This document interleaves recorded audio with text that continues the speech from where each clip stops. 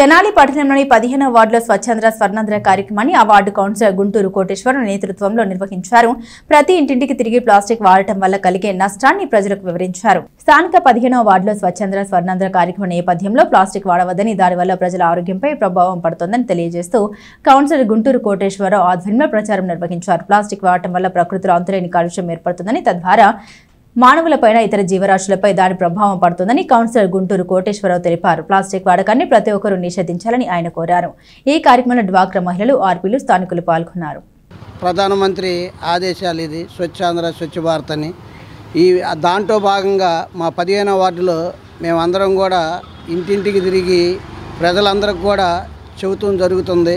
Plastic కవర్లు వాడబాకండి, సంచి గుడ్డలు కానీ సంచులు కానీ అయినా సరే ఇంటికాడ నుంచి ఒక బుట్ట తీసుకొని వెళ్ళి కూరగాయలు కానీ పళ్ళు కానీ తెచ్చుకోవాల్సిందని అందరికీ ఇంటింటికి తిరిగి చెబుతూ జరుగుతుంది. దాంట్లో భాగంగానే ఇది కూడా ప్లాస్టిక్ కరుగుతులేదు కాబట్టి భూమిలో వేస్తే అది ఎంత తగ్గించుకుంటే అంత మంచిదని, మనందరి ఆరోగ్యాలు చల్లగా చక్కగా ఉండాలని, ఆ ప్లాస్టిక్ నిర్వహించాలని చెప్పి ఈ కార్యక్రమం